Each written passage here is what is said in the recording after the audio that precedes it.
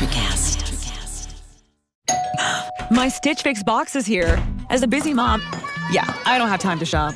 So I signed up for Stitch Fix. It was easy. I took a quick quiz to share my size, style, and budget, and they took care of the rest. My stylist sends 5 just for me pieces. This blazer. The fit on these jeans? Perfect. Keep what you love, then send back the rest. Free shipping and returns, and no subscription required. Stitch Fix. My stylist just gets me, and they'll get you too. Get started today at StitchFix.com. Slack presents Work Deja Vu. Whoa, I just had major deja vu. That's not deja vu. You've been approving expense reports for the last 3 hours. I have been here before. Automate away everyday tasks in Slack. This episode of Missing the Point is being brought to you by Boxo Crafts. Save 15% off your first holiday box at checkout with the promo code MTP. That's boxocrafts.com. On this week's episode of Missing the Point, we recap Super Bowl 55 between the Tampa Bay Buccaneers and the Kansas City Chiefs. We'll discuss Tom Brady winning his 7th Lombardi Trophy in his 10th Super Bowl appearance, and if the Patriot Way was really about Tom Brady all along and not Bill Belichick. This is Missing the Point, episode 39. But it's all relative.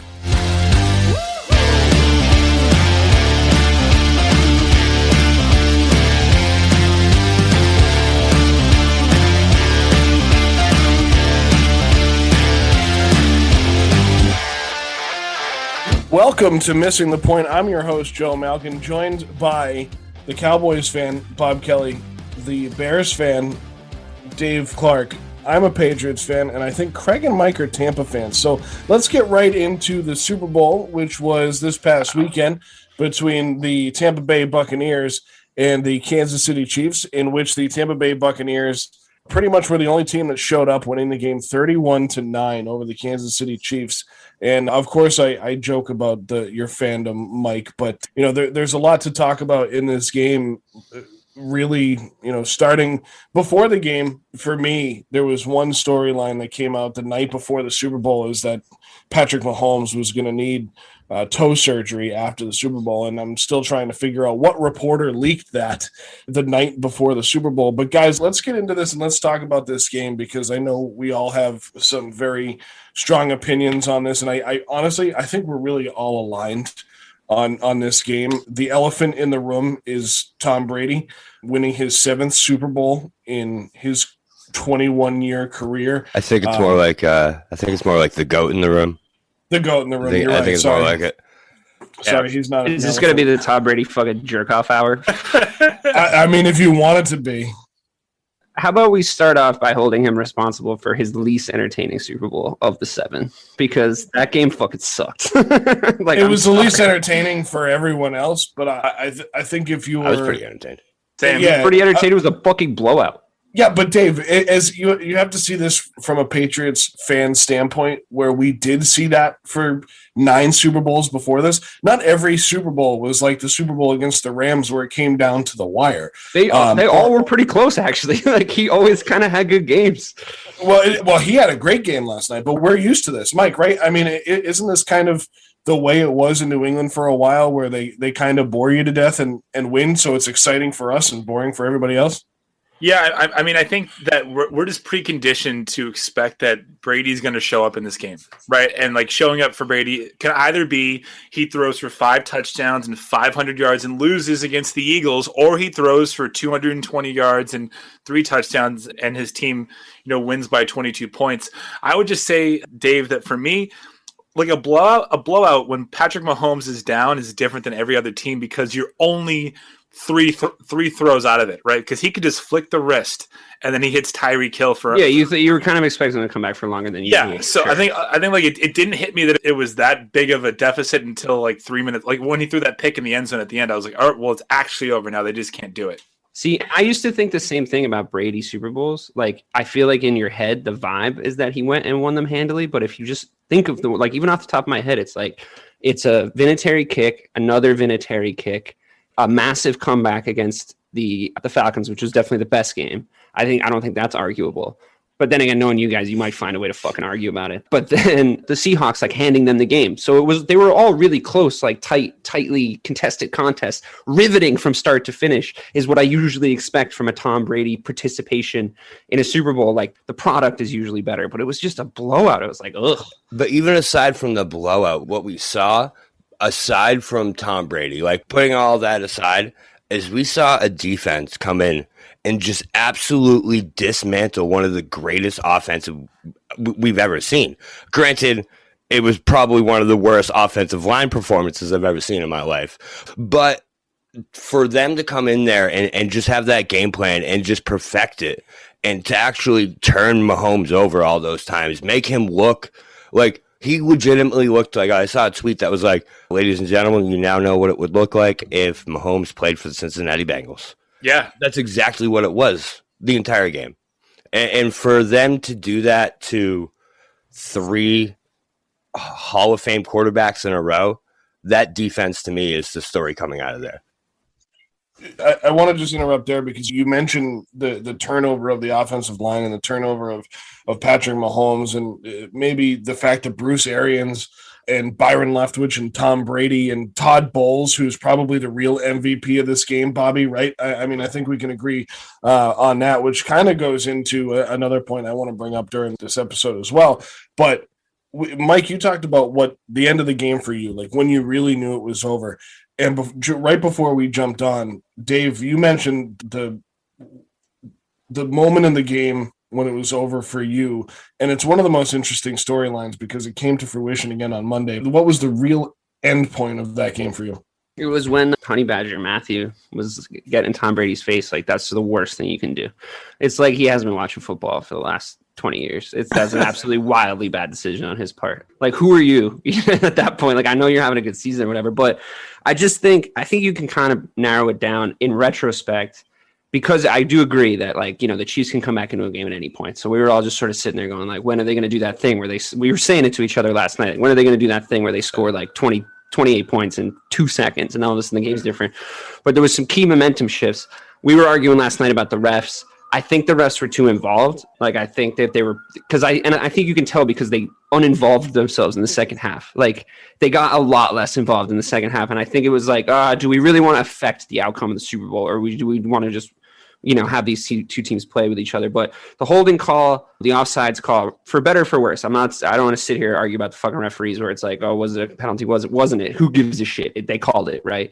But because those two things happen, those are, you know, boneheaded, or however you want to look at it, defensive plays that really help the offense, the offensive side of the Tampa Bay ball get going, you know, and Brady then get into a rhythm, which had to be on the top of the bulletin board into the entire week for the Chiefs. It's like, don't let Brady get into a rhythm. Don't let him get into a rhythm.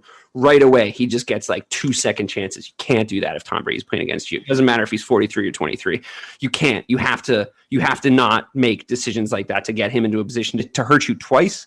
If you already got him out of there, like you picked him off or whatever, like don't hold, you know, it's all good, but Brady's going to beat you if you do that. So those momentum swings were big. But yeah, the second he started getting in Matthew started getting in Brady's face, I was like, dude, there's no way the Chiefs are going to win this game. Especially like, right after.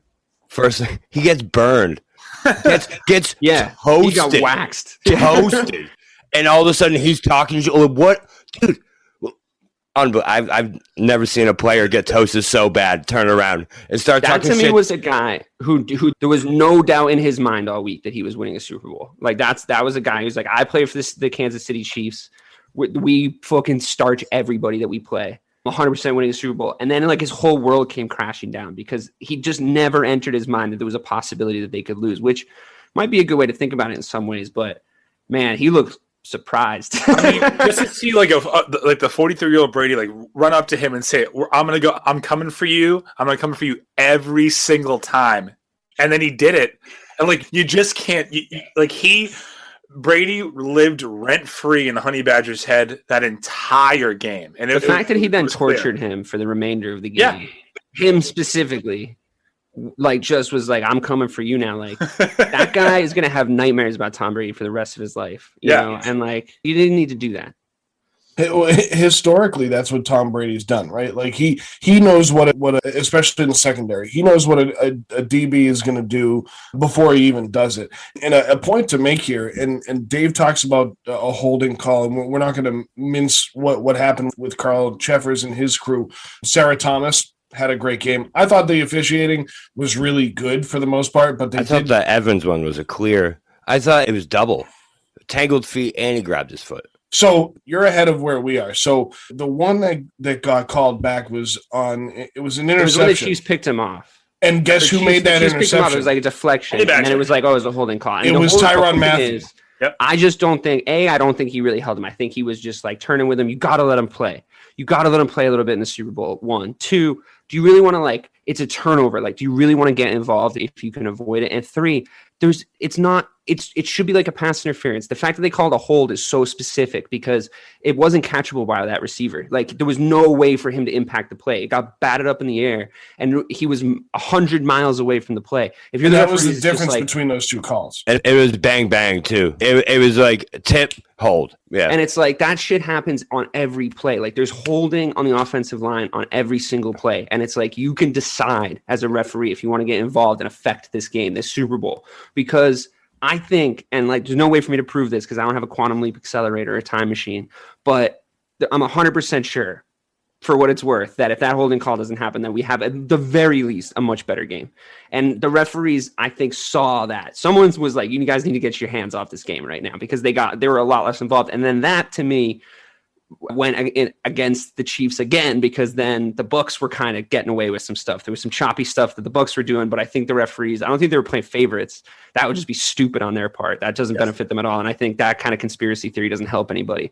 But I do think that they were like a little too involved, and then they were like, let's be less involved. And it looked a little bit like they were favoring one team because of that. I'm not saying they were, though. And I pined for a better game. That's all I was saying to you guys last night. And I just didn't want the refs to be involved. For me, though, Romo on the broadcast was saying the entire time that the Chiefs hold. They hold. So if he's saying that, I know for moral certainty that Tampa Bay, everyone was telling the refs, watch for them because they notoriously get away with this stuff. And I think you're right to your point. They probably, towards the second half, they're like, okay, well, we are influencing this game too much, right? So, maybe we shouldn't. But I think the Chiefs played smarter, and had they played that way in the first half, it might have been a little bit different because I think Tampa Bay is undisciplined, but they're typically not undisciplined during the play. Well, the fact that it was back to back too, it's got to feel like such a punch in the mouth because the whole call, look, you're playing. I'm not going to blame the Kansas City Chiefs for that because that's their game. You know what I mean? They play physical. All their guys are fast and athletic. It's one-on-one coverage. I'm a big advocate of one-on-one coverage. You should give the defensive back a little bit of leeway because it's a hard job, man. I think it's the hardest job on the field. I think that it's really difficult to try and anticipate a guy's moves, especially with the athleticism the wide receivers have these days. And you give them a little bit of the benefit of the doubt, let them play, let them hand fight a little bit, And also, whatever. We don't need to get into the catch rule because we're going to end up in meme territory at this point, but whatever about the Chiefs there. Then they lined up off sides. That's on them.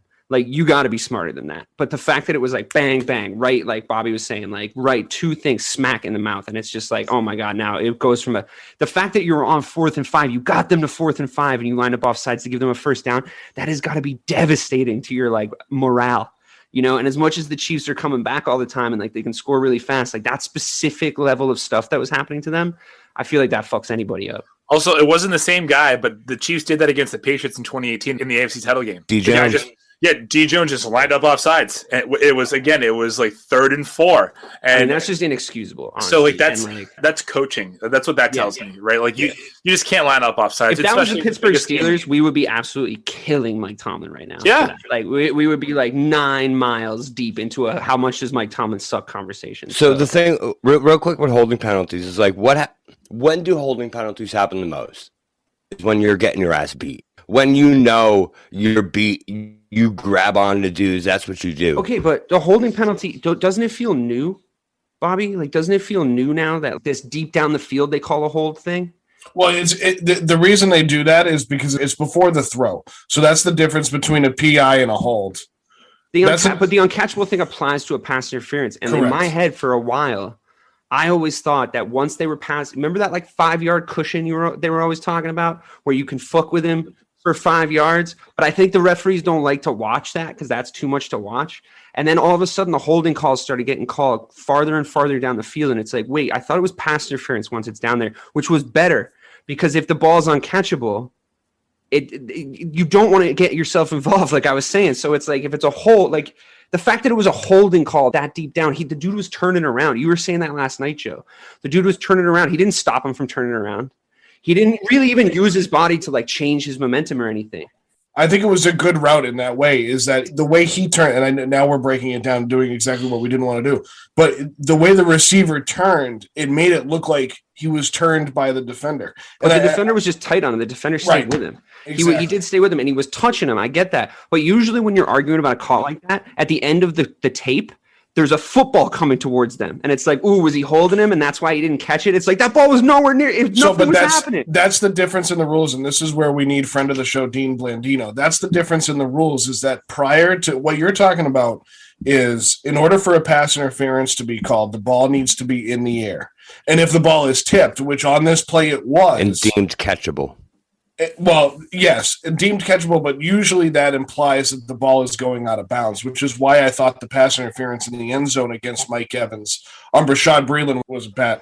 That would actually make more sense to me. If you're calling the hold because if once it's tipped, you're preventing him from trying to go get the ball, you're preventing him from trying to go recover a fumble or something, like maybe. But like holding is already like the shittiest rule. It's more making them not be able to get into their routes. You need to let the wide receiver run. But he finished his route. He did, but we're losing the progression of the rule here. So, Dave, let's go back. But before we lose our entire viewership, listenership, what you're talking about before that 5-yard cushion, if there was contact made after that 5-yard cushion prior to the ball being thrown, it used to be illegal contact, right? And it was a 5-yard penalty and a first down. They've gotten rid of the illegal contact unless it's hands to the face. And now, if there is a hold, which is usually getting outside the pads or turning a guy in his route prior to the ball being thrown. That's why they say in the call, prior to the ball being thrown, holding so-and-so on the defense. So the ball, it's prior to being thrown. If the ball is in the air and there's contact made, it's pass interference. However, that completely changes if the ball is tipped by a defender. At that point, holding and PI are completely out the window, and the ball's live. You could tackle the guy if you wanted to. So how does that make sense to make that call then? Because it doesn't, because the call was wrong. It was too close. It was too close to call. I'll give you that. It was definitely too close. It was a turnover. Between the pass being tipped and that happening. And I honestly feel like it was like, because the turnover happened, that's why, which is terrible. That's why it got thrown. That's why it got thrown. And they couldn't call PI. Because they knew something happened, and they knew that was such a big play that like when that happened, they're like, okay, that had to be a penalty. You know what I mean? That had to be a penalty. I make this fucking argument all the time in all sports. That's context refereeing, and you can't do that. You have to call the game the way the game is supposed to be called. If you say, if somebody, this is the example when it always happens. It's in soccer, it's in basketball, it's in football, whatever. If somebody on the team gets sent off, like ejected, right?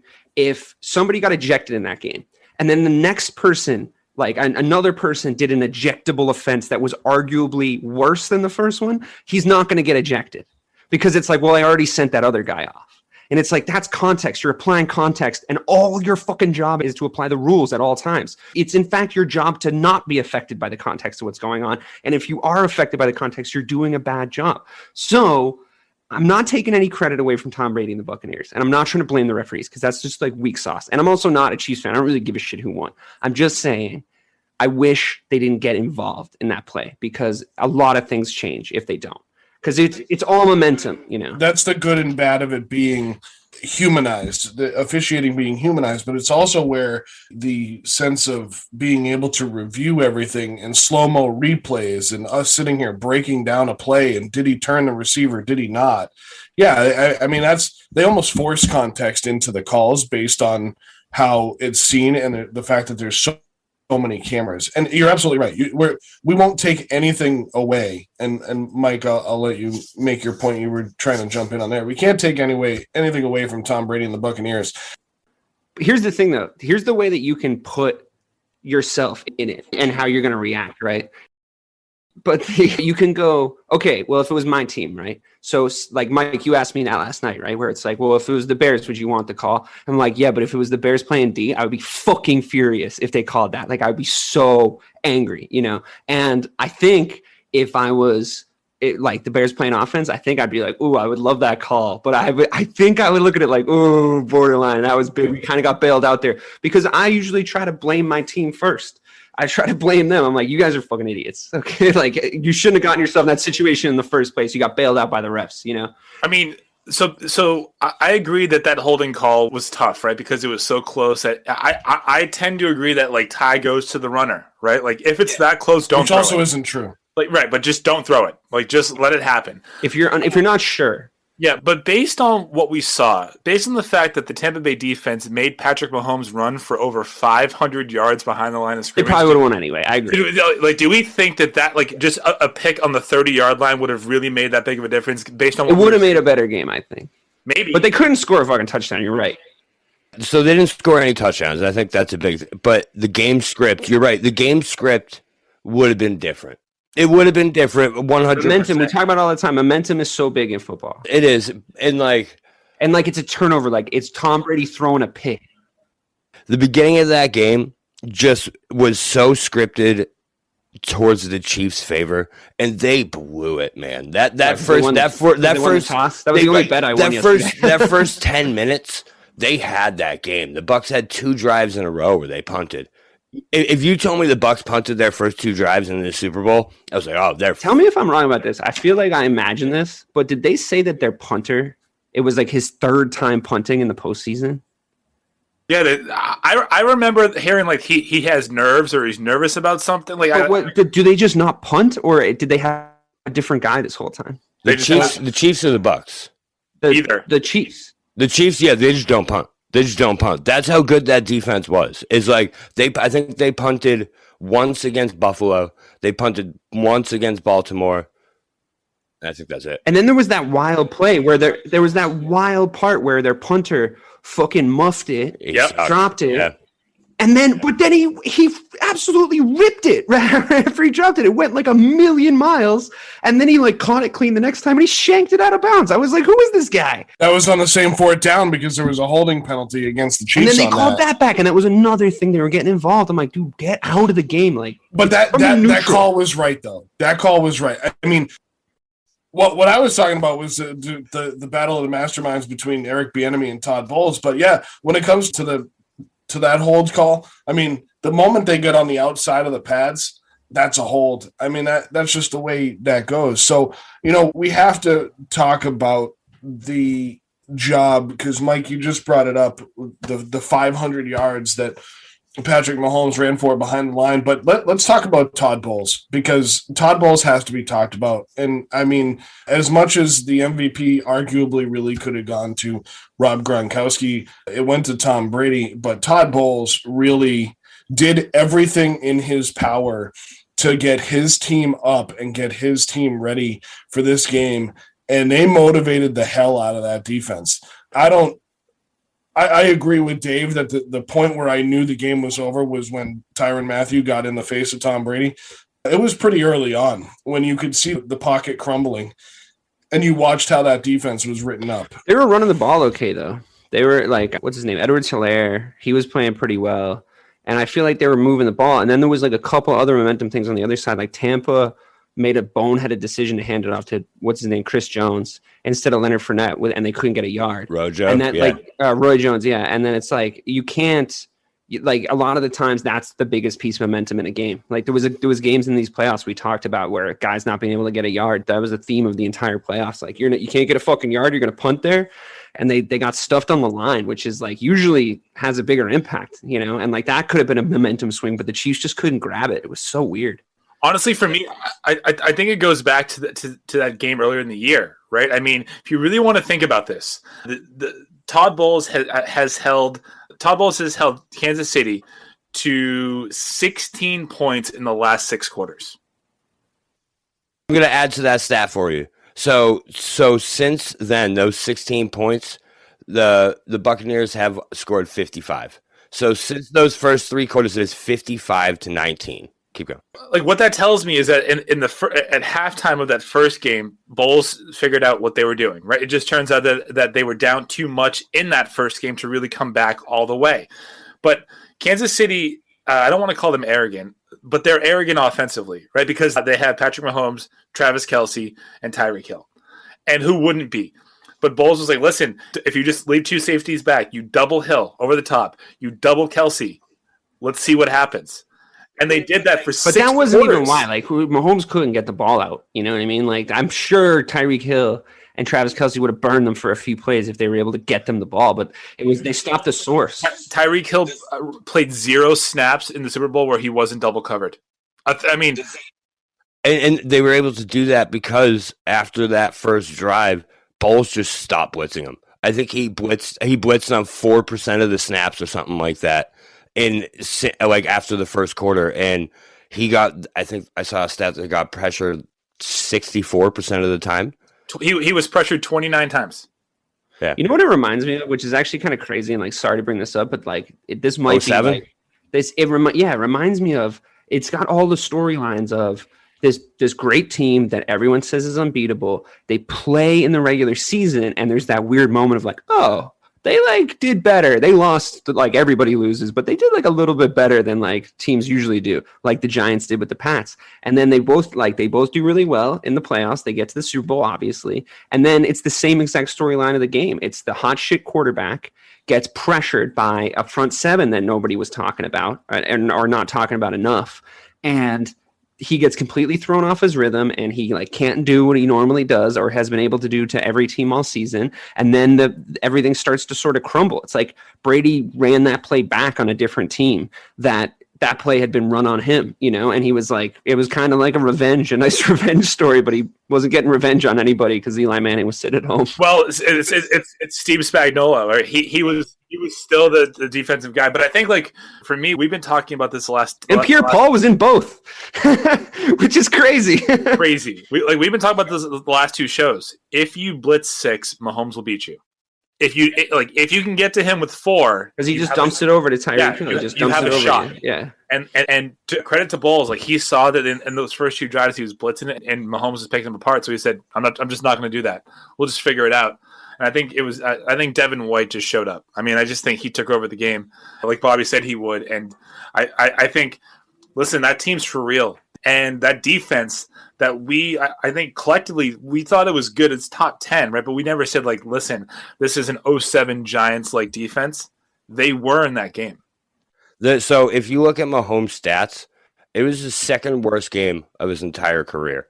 He had a QBR of 49.9, 26 of 49. So he threw the ball 49 fucking times in that game for 270 yards. That's unbelievable that what they were able to do to him. It's crazy. That secondary that threw him fits all night long. And Travis Kelce still had 10 catches for 133 yards.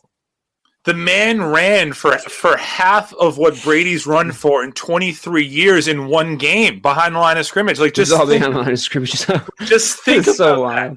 Like, and he was making plays. Honestly, there was a couple of like throws were it was like, oh damn, those were unbelievable. A couple of the receivers, I think, were like, holy shit, he got that off. Holy shit, it's coming.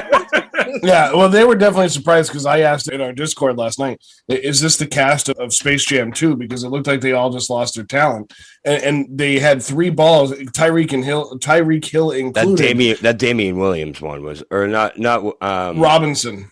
That was... I think there was some quicksand, to use a replacements reference. I think there was some quicksand happening to those guys because I think it's so likely to happen to you, and everyone's experienced it in some form or another. When you come in as the favorite, the pressure of being the favorite, especially the pressure of like being the favorite over a Tom Brady team, it's like, damn, we're not that much better than them. And then one thing goes wrong, 2 things go wrong, 3 things go wrong, and it's like now everybody's in their heads. And you can be on the sideline trying to G them up and trying to be like, yo, come on, guys, be us, like, da-da-da. We've recovered from worse. But then it's just like in key moments, guys are just like just little things happening to them. They can't pull themselves out. And it's like Mahomes actually like as difficult of a situation as he was put in, you can say his QBR was bad, but like, damn, he was trying his ass off to make fucking plays. You know what I mean? Like I felt for him because he was like trying to ice skate uphill for most of the game, but like he was trying, you know, and like he'll be back. Like, don't worry about Pat Mahomes, you know. But I do wonder though, like, does this loss sit in his mind for a while, right? Because these last 6 quarters against the Bucs are the most adversity that this team's really ever consistently faced, right? So to be I would say he's the most athletic quarterback. He's probably the best quarterback right now in the league besides Tom Brady, right? He has the most upside. Does a loss like this and the way in which he had to do everything in his power to still lose by 22, does that sit in his mind a little bit? I don't think so. It's not an enigma why they lost. Like, you can just point really easily to like what you need to fix. You just need some fucking better blocking. You know, it's like you fix that one thing. Well, they got decimated is what it was. It was like they were already, I don't know if you guys saw the actual starting lineup for the Chiefs, but literally there wasn't one that was a starting offensive lineman on their team. And I think it was like week 10 was the last time. I think you got to go back to the drawing board with that core, and you need to go like, all right, well, all you guys didn't fucking show up for us, what, like, you know, through injury or sickness or whatever. Like, we need to start maybe reorganizing the culture around our offensive line. And like, if we do go, if that happens again and we do get decimated by injuries, we need to be able to like put guys in that are able to fill the role. I just feel like, you know, I know we talk about Bill Belichick too much on this show, but if Bill Belichick's coaching that team, I feel like it's like, whoa, he found that guy at the bus station the other day and he's like having the game of his life at an offensive lineman. And it's like, well, Andy Reid didn't make any fucking adjustments. You know, that was the thing that was driving me nuts too. It's just like, dude, you're just doing the same thing over and over again. That's like the Andy Reid staple. Like, he sticks to his game plan and like that pays off for him sometimes, but sometimes to a fault, you know, like he's really he doesn't tinker with things enough for me when he's actually doing stuff. And I feel like a little bit of a better coaching job and maybe that doesn't happen. So that's Andy Reid MO, right? And Dave just said it, and it was brought up.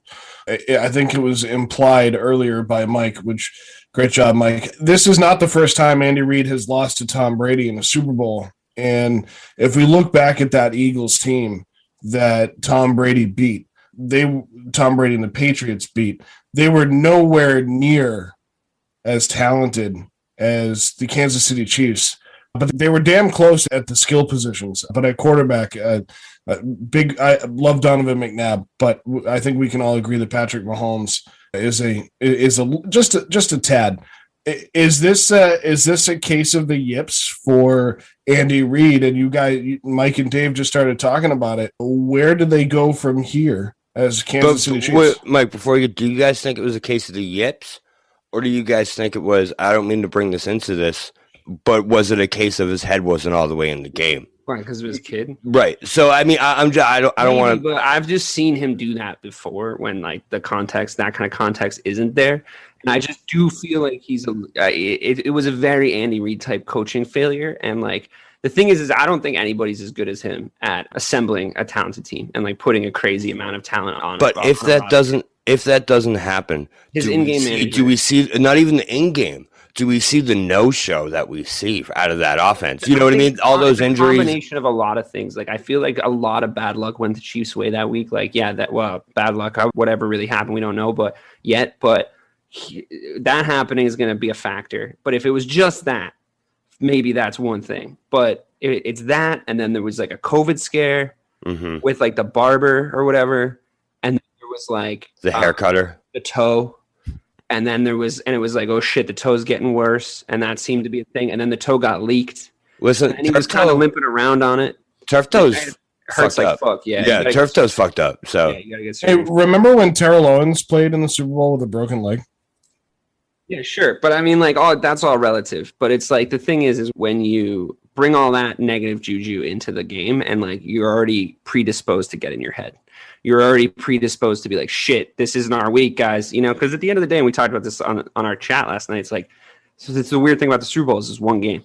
So you don't, you know, like a lot of times the best team in the league doesn't win the championship in the NFL. Like that's not true in basketball because they play 7 games. So it's like you figure out who the better team is across 7 games. Obviously, that's untenable in football with like the physical nature of the game. But I think just going into the week, yes, Bobby is my short answer, but I think it's that plus a bunch of other things. And then you get the quicksand of the game, and it's like, oh shit, was I right?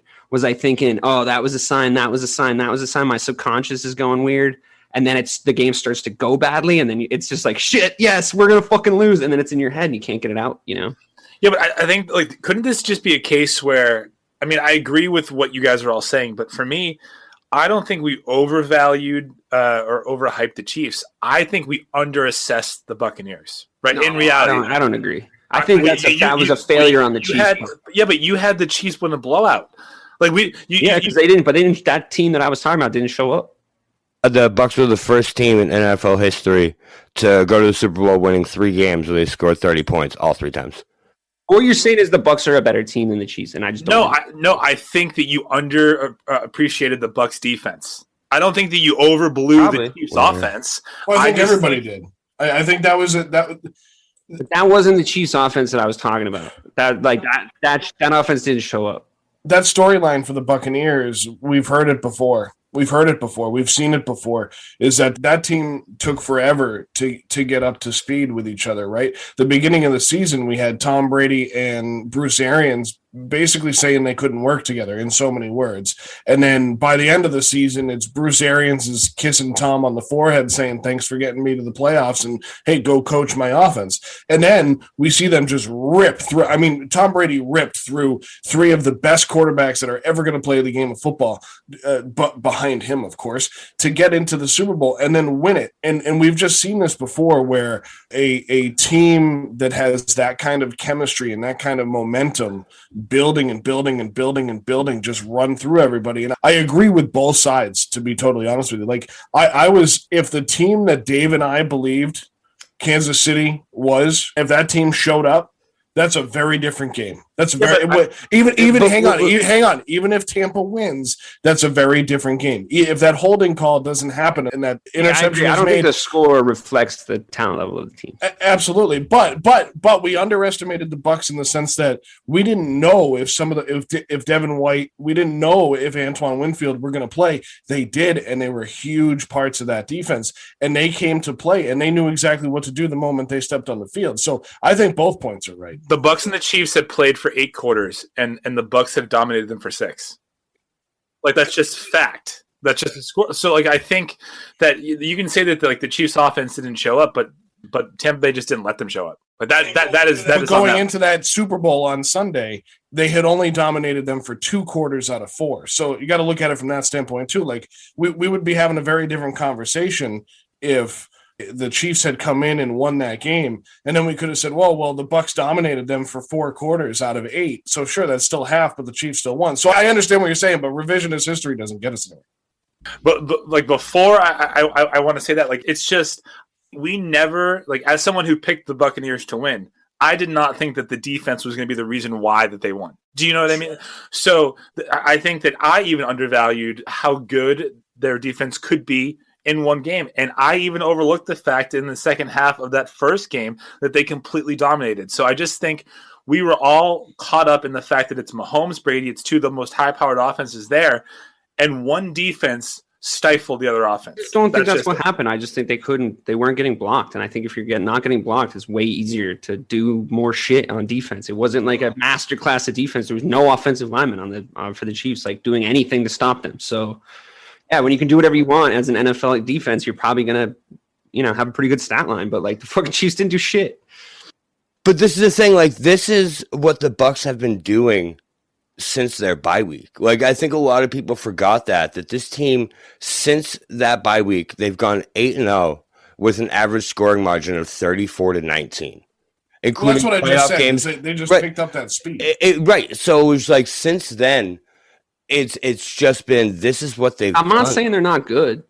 I know, but I'm just saying, like, I don't. It doesn't matter when it's the Kansas City Chiefs. It usually doesn't matter. And I saw that the big difference for me is that they didn't have an offensive line. And if they had an offensive line, they would have been able to work their offense. And to me, when I see them work their offense, nobody can stop them. It doesn't matter how good your front seven is. But they had an offensive line in the first game. Can we agree with that? That they won.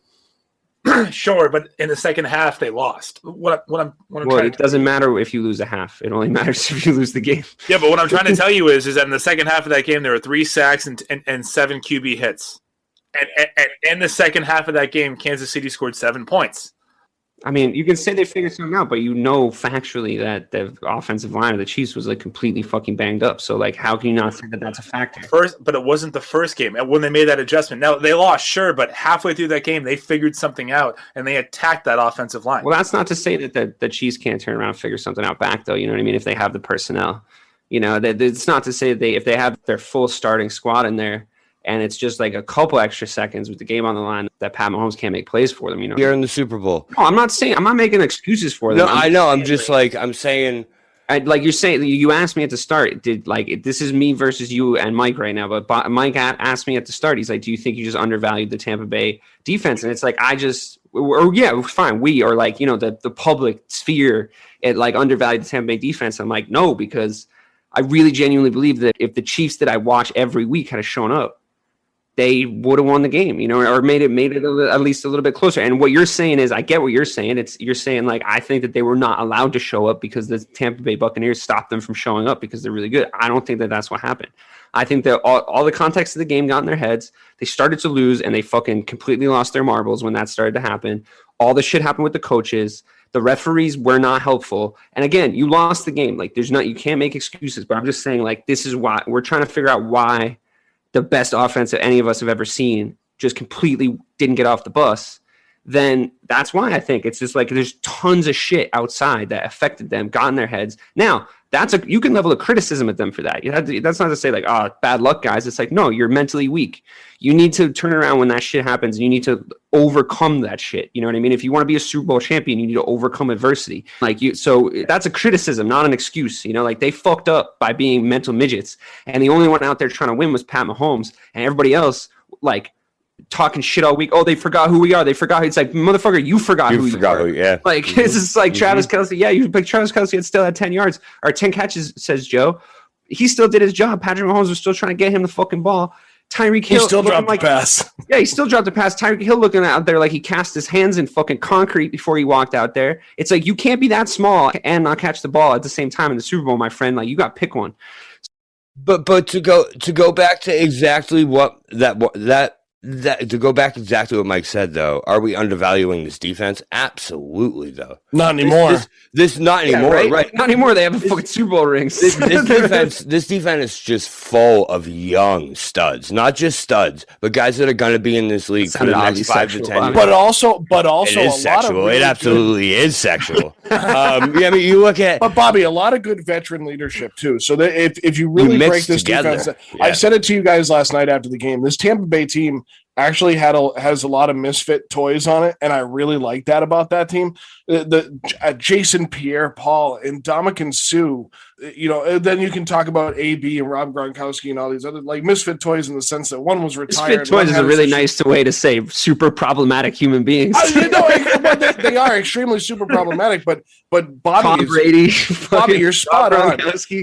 You're spot on when you mention that, and I think that that's another factor. So you mentioned something that is really resonating with me, where you said, well, they had 2 weeks to prepare. Well, okay, both teams had 2 weeks to prepare, but at the same time, do you remember, Bobby, we had this conversation earlier in the season when the Patriots and the Dallas Cowboys offensive lines were decimated and looked absolutely awful. I mean, it could be argued that part of the reason Dak Prescott went down was because of the lack of offensive line. It could be argued that Cam Newton did not have as good of a start in a Patriots uniform because he didn't have Isaiah Wynn. So when we talk about offense, well, yeah, he did, but I was trying to make an excuse. And Dak's ankle fell off. Because that's my quarterback. Dak needs to drink his milk, I think. Dak does need to drink his milk. But, Bobby, as much as you say, well, they had 2 weeks to prepare. Okay, well, they had 2 weeks to prepare with not world-class offensive linemen. They had second, third tier offensive linemen that they were trying to prepare for that they just weren't going to be ready. They had an all-pro left tackle rookie that was just out of the game. Yeah, but in the same sense, man, like he was out in the AFC Championship game, so they knew that, right? And they knew what the Bucs were going to do because they did it to them for 30 minutes out of the 60 minutes that they played them. So like you can scheme for what you think's about to happen. I think Joe's right. I think all the things are true. I think it's just a perfect storm of things happen. I have a question though. I have a question for Bobby. I get why Mike wanted the Bucs to win because he was a Patriots fan his whole life and he like wanted to see his guy win a 7th. And I get why Joe wanted the Chiefs to win because they were clearly the good guys and like not helmed by an evil emperor and like all the people with a really problematic past that could arguably be out of the NFL that play for their team. But you're a Cowboys fan. Like, why weren't you cheering for the good guys? I don't get it. So because it wasn't that I wasn't. First of all, I love greatness, and you guys know that about me. Is like when. So why are you a Cowboys fan? Burn. That was good. Anyways, that was good. Man. Sorry, Bobby. No, you're fine. So, but like when you're sitting here and you're witnessing greatness, it's just something that I just love to see, and I love to say that we have seen, and that's something that I just can't fathom rooting against, and I can't fathom actually thinking that that's not going to happen. That's one of the other reasons why I really thought and knew they were going to win, because I was saying to my buddy before the game, like we were putting money down, fake money, and it was just like I couldn't fathom actually taking my money and putting it against Tom Brady. You know what I mean? It was like, so I looked at him and was like, bro, have we ever in our time watching Super Bowls bet against Tom Brady in the Super Bowl? Don't even think about the Patriots. Did you ever actually think he was going to lose the game? No. And it's like, just because it's the Chiefs. Honestly, if you always bet on them, you would have won 70% of your bets. Right, that's what I mean. So like, it didn't change that much to me that just because it was the Chiefs. It's just like greatness is greatness. And when you're going down to it, it's like when you're looking at what we have in front of us, it's like, dude, he's not going to lose. Storyline wise for me, I just saw it from a different perspective. Now you were right, so like it is what it is, but I saw it from a different perspective. It was like changing of the guard, Patrick Mahomes coming in, like this is the narrative. Like I'm looking at like Tom, I'm running evil empire, Brady, I'm taking small business bailouts from the government when I have millions and millions of dollars. Oh shit, is that a Make America Great Again hat in my locker? And like, oh, do I suck as a person on the inside? Probably. Am I even a person, or am I just a robot created by Skynet to go back in time and kill Sarah Connor? Like, who knows? Who knows what the fuck like Tom Brady's up to? It just sounds like a guy rooting for a team that has Mitchell Trubisky as their quarterback. Because if Tom Brady was your guy, you'd be backing him. And it's hard to say that the Chiefs are the good guys for you when for the last 3 days we've been hearing about how you feel about the head coach's son of the good guys. So we need to just eliminate that narrative. No, but you don't need to eliminate the narrative. It's just I think we do. I mean, I know you think you do because you just said it, but if you want to say it a few more times, that's fine. I think that I'm just doing math here. If you take, and we like your argument is we don't even know what Andy Reid's son got up to, but if we just take that one thing from the Chiefs, Tyreek Hill. And then what did he do? I just beat his girlfriend and his kid. But did he really? Yeah, but he's a good guy. He's one of the good guys, though. How are you saying that to me when I literally was just like, I didn't know that happened? Like, you approve of that. I'm like, because that's what Mike does. And also, I don't think they're the good guys because when you watch the Buccaneers, they just look more fun. They look like a team that you'd want to be a part of. It's not that fun to hang out with if you're a female reporter, though. Hang on. This is a thing. This is a thing that we do in sports, right? We look to try and find the good and bad in professional athletes. If we sat here and tried to find the good and bad in everybody in the world, we would all be able to find something that we don't agree with personally, that even the saintiest of saints in the NFL does. We would all be able to find it. Tom Brady Phillip can Rivers vote. has murdered some motherfuckers. Like he's got some skeletons. The way I see it with the NFL, the way I see it is if they're not going to have a moral compass hiring them, I don't need to have a moral compass watching it.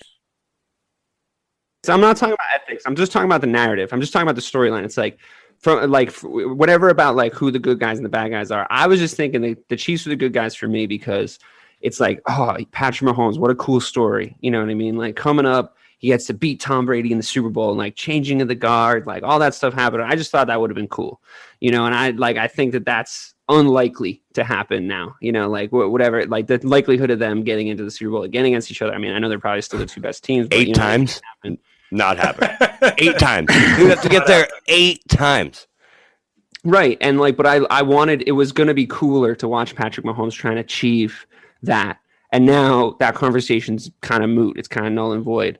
And, all these conversations have been happening on the internet today about Tom Brady being the greatest athlete ever that America's ever produced. I don't agree with that. I mean, Serena Williams, Tiger Woods, I think. Well, maybe not athletically. No, I just mean athlete, most accomplished. Yeah, most accomplished.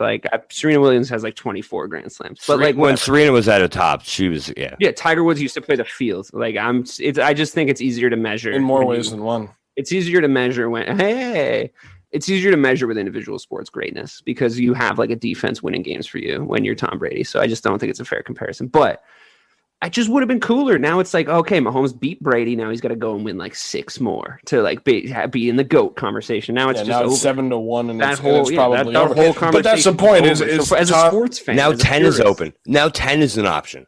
10 is. Did Tyreek Hill really beat his girlfriend? When did this happen? Well, that's not college. That's not for. No, it was after that because I thought it was a college thing. Well, he was convicted of it in college. And that's why he dropped in the draft and shit. Yeah, that's why he dropped in the draft and all that. He did it after again because these guys need to have futons with guns on them and throw their. Anyway, there's enough about Greg Hardy. So it's interesting when you talk about recently. It was hilarious. It's interesting when you talk about Tom Brady because think about Tom Brady, where he came from, what he did in his career to begin with. And I remember, we can talk about the injury to Patrick Mahomes now. He needs surgery and whatnot on this toe. And there's some people that are freaking out about it, like he's never going to be the same, this and that. Well, remember when Tom Brady literally had his knee blown up in 2008, and now he's come back and won 4 Super Bowls. So, and been to 8 since then.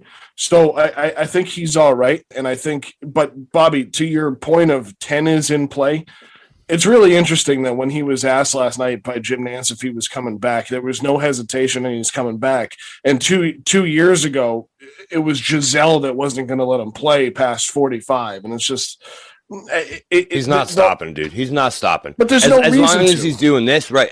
Why would he?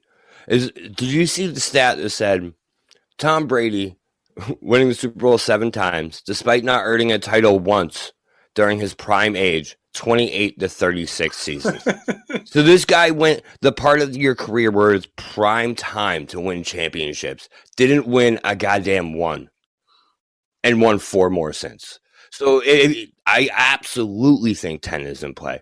You 2 years from now, when this contract's up, you really think that he's going to be much worse than he is right now? So here's my question based on that question that you just asked. I'm going to answer your question with a question. Mm-hmm. Let's say he goes back next year. We know he's going back to Tampa. Let's say he wins it. He's got 8. His contract's up. Does he sign back with Tampa or go somewhere else to win somewhere else? I mean, at 45 years old. I think if the team is as it's currently constituted, you stay there because Giselle's happy, right? You got a pretty good defense behind you there. And then he's proven that he can be the draw to get people to go there and sign, lesser deals. And for star wide receivers that are already there to take lesser money to stay there. So Mike, tell me more. Tell me more about that, Mike. Just feels to me like all the things that we knew as Patriot fans about the Patriot way, like people want to come here and play for Belichick and play with Brady to win, and they'll take less money. That's out. Like you now have to pay Stephon Gilmore $10 million to play here this year, and now Mike Evans is saying that. Listen, just chop off my salary to keep the team together. It's Brady. Like for as long as his shoulder remains attached to his arm, you pay him and you keep that team around him. And if he hits that cliff like Manning did in 2015, that could be in 2025. He's not going to though. But he's not. The thing is, though, is Manning hit that cliff not because you knock on wood. No, but Manning hit that cliff because his goddamn body fell apart, not because his football mind fell apart. You know what I mean? Right. And Tom Brady's body is not going anywhere, man. This guy is an absolute machine. You know what? I'm just saying. Plus when it comes to that Bucs too, that team besides Sue, Gronk, and Brady are literally the youngest team in the NFL. That defense has Gronkowski's as old as we are. He's 32. Right, so he's not even that old. No. Right, exactly. He just retired because he didn't want to play in New England anymore. Yeah, he'll sign 1 year, $4 million base contracts with incentives as long as Brady stays there. And I think like Antonio Brown, again, he'll stay there too. And who knows who else you can get to go there to win a ring. This is now, I think Tampa Bay, if Brady is still playing the way that he is, could turn into what the Patriots turned into in the early 2000s, where like a Washington comes there, takes less money to win a championship. That could happen. Roosevelt Colvin. I mean, all these things could happen. Mike, do you think 35-year-old Julian Edelman and 36-year-old Danny Amendola were watching this game together on Sunday, thinking, "Wow, that could be me next year"? Yes. You know who else I think could go there next year? James White. I think James White is dying to get back to Brady. Yeah, but they all right. So if we're going to break that down and say where do they go next, let's ask that question now of the Buccaneers. Like, what's next for the Buccaneers? I mean, you got Rojo and Fournette, and both of those guys. You just mentioned what they have for age. Besides JPP and Ndamukong Suh and Tom Brady, that entire team is under the age of 34. And most of their starters are under 25. Except for Ryan Suckup, the kicker, who, I mean, he was 2008 Mr. Irrelevant from South Carolina. But the point is like, okay, guys can follow Tom if they want to. We've seen it before. Other guys have followed other players, other places.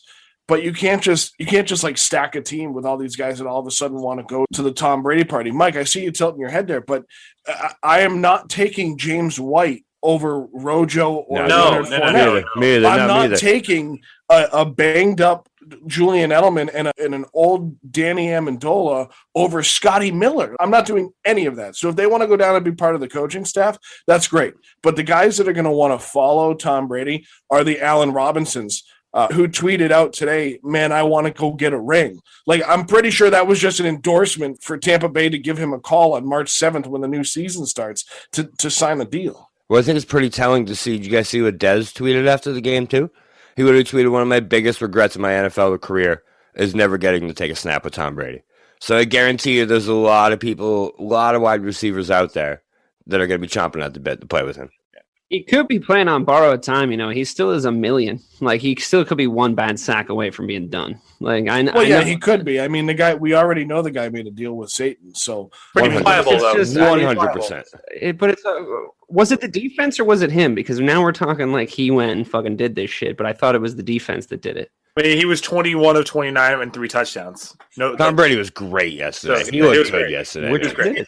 Isn't it a transient property in a way, though, right? Like, look at that defense and how good they were last year. And they lost a lot of close games, but they also had a quarterback that couldn't keep the defense off the field. I don't think it matters who's playing quarterback if the other team doesn't score a touchdown in the entire game. Nobody's ever won a Super Bowl by scoring 0 touchdowns ever. I mean, Cam would have lost that game. He would have lost it 9-6. I don't think so. I really don't think so. But he never would have gotten there. Like, you know what I mean? So I'm with Dave on that one. But at the same time, no, it wasn't Tom Brady. But I think this is going back to the base of the conversation, which is where this came from with Mike, Bobby 1 second, is that like it comes back to are players going places to play for Tom Brady, play with Tom Brady, or going places to play for Bill Belichick? And I think just based on Twitter today and last night and what we saw during that game yesterday and how elated all those guys were to win a Super Bowl, it has more to do with Tom Brady than it does with Bill Belichick. I think that's the point that we're trying to get across, Dave. Not that it was Tom Brady that won the game, just and it's not even a competition. I hate that we do this in Boston sports media. It kind of is a competition, though, because at the end of the day, he looked better this season than he looked in his last 5 years in New England. And that is actually a pretty damning indictment of Bill Belichick. If there's any damning indictments, I know you guys talk shit about his GM skills. I know you guys you say all the, we've said everything there is to say about Bill Belichick already, basically on this podcast. Like, it's all in the fucking archives. But if I was going to level any criticism at him, it's that he may have been undervaluing and underutilizing Tom Brady for these years. And it seems like Tom Brady knew that. So I would worry about that if I was a Patriot fan. So to go right off of that too, is if you think about it, what Bill Belichick did, right? And I know Brady didn't want to be there, but there was a moment where legitimately the Patriots had a shot to get Stephon Diggs, right? Brady told them, get Stephon Diggs. They didn't make His brother can come too. Hey, But so they didn't make that offer, and all of a sudden, Tom Brady's like, "Fuck you guys, I'm out." They legitimately looked at Tom Brady, and this is definitely an indictment on Bill Belichick, and said, "No, we're good. We're good. We don't want to get you those weapons. We think that we can do this, this, and this. We don't think that it was you all these years." And now here we are, a year later. It's 100% a competition, and Tom Brady wiped the floor. You know how I know it's a competition is Brady put out the most, like, I just saw my ex at a restaurant, and like he just played it. It was such a power play right before the Super Bowl. He was like, I love him. He's a great coach. It was so well timed from a public relations point of view. It's like you're seeing your ex in a restaurant and you go like, oh my God, hi, it's so good to see you. Like you just play it perfectly. Like I'm the happiest person in the world and I value you and the contribution you made to my life. It was such a power move by Brady and his PR team and that evil empire that he runs. I couldn't help but appreciate it. He's also a little extra happy nowadays, too. Two tutties! All right, so first of all, what's a restaurant? Second of all, it was also a nice troll job by Brady throwing his touchdown passes to Gronkowski and Antonio Brown, without a doubt. And Mike brought up a point. He did try to throw that touchdown that ended up going to AB to an offensive lineman. But dude, that offensive lineman had this look on his face. As it was coming in, he was like, am I about to catch a touchdown pass? I've only done this in practice. But that route on that next play run by Antonio Brown was vintage Antonio Brown. Like that was Antonio Brown with the Steelers before he was getting himself in trouble and trying to whine his way out. But now he bitched his way into a Super Bowl championship. I'm not saying he's a bitch, but he bitched his way into a Super Bowl championship. So guys, he does. So we'll wrap up the NFL season on another episode of Missing the Point, but that's kind of our rundown of the Super Bowl and telling you guys what we thought of the Tom Brady 7th Super Bowl victory and where it leaves the Bucs, the Chiefs. And I think we can all agree that those two teams are going to be there for at least the next couple of years. So we're going to wrap it up there. And we want to thank everybody for listening in to this edition of Missing the Point. For Bob Kelly, Dave Clarke, Mike Marcangelo, and Craig D'Alessandro, who is very quiet, which I was surprised by with all the Patrick Mahomes being injured talk. I am doing victory laps right now, Craig. You hate that guy. I felt like last night justified a lot of my positions. It doesn't justify anything. I'm your host, Joe Malkin. So does. Craig all of a sudden became a Make America Great Again. 4 more years. 4 more years. All right, we're off. Thank you for joining us. We'll see you on the next episode of Missing the Point. Thanks for listening to this episode of Missing the Point. Missing the Point is a 1-hour podcast recapping the biggest stories in the world of sports with a New England flavor. The show notes and transcript from today's episode can be found in the description box below, as well as on our website, www.mtpshow.com. If you're new to the show, please consider subscribing. It's the easiest way to see when we publish new episodes. We are on Apple Podcasts, Spotify, Google, and wherever you get your podcasts. Be sure to rate us and leave a review of any of our shows. We always appreciate your feedback. Let us know how we're doing and how we can sound better. Also be sure to follow us on all of our social medias. All of our links will be in the show notes. And check out our brand new website, www.mtpshow.com. That's mtpshow.com. For all of us here at Missing the Point, I'm Craig D'Alessandro. We'll talk to you next time.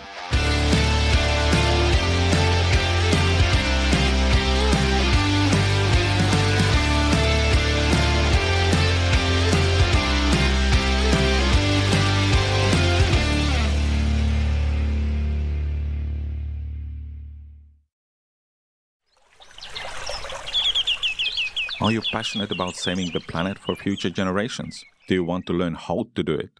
If yes, then you need to tune in to the Nature Back podcast. It's a talk show covering the changing world around us, from renewable energy, sustainable agriculture, circular economy, to ESG and social innovation. Don't miss this opportunity to discover how you can join the movement and make a difference. Subscribe to the Nature Back podcast today on your favorite platform and get ready to be amazed. Welcome to the Reverie channel, where entertainment knows no bounds.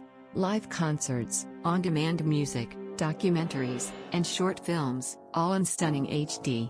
Now on Roku TV, Apple TV, and Amazon Fire. Immerse yourself from home.